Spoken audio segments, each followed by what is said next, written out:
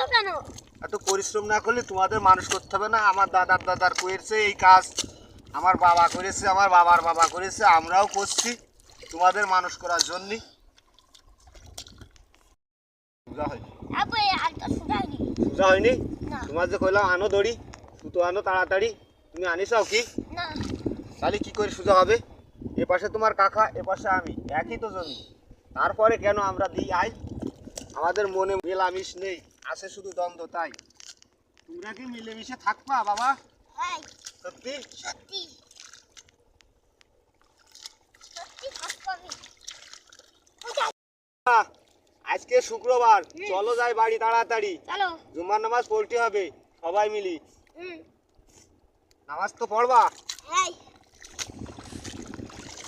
না না না না তোমরা তো ওই যে নামাজ পড়ে কাজে কাজ মিলে, তাই এই যে দ্বন্দ্ব দ্বন্দ্ব করা কিসের জন্য? সবাই সমাজে সবাই সবাই মিলে থাকতে পারো না নামাজের মতো মিলেমিশে? থাকতে পারে না ভালোভাবে নামাজের মতো বিষয় মিলেমিশে।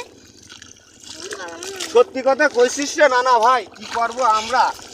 আমরা যে সাথের জন্য এই দুনিয়ায় কত কিছু করছি, যাবে না তো কোনো কিছু সঙ্গে আমাদের সাথে। তারপরেও এই সমাজে আমরা মানুষে মানুষে করি দ্বন্দ্ব ফ্যাসাদ। আল্লাহ যেন কবুল করে আমাদের এই মুনাজাত।